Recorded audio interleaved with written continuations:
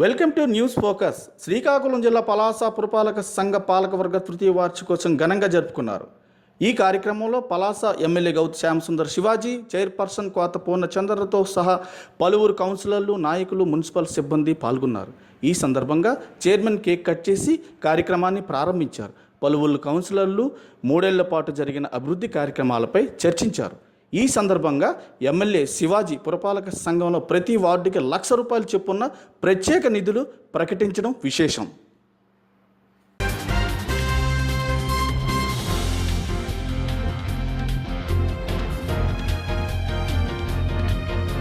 Smart Sound.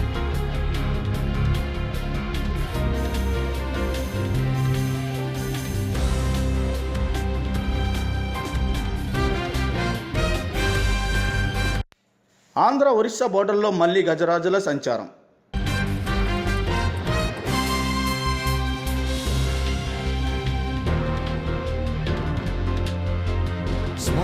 Srikakulam జిల్లా మిలియపుట్టి మండలం భరణికోట నుండి ఒరిస్సా సరిహద్దుల గల లావణ్యకోట మధ్య ప్రాంతంలో ఏనుగుల సంచారం.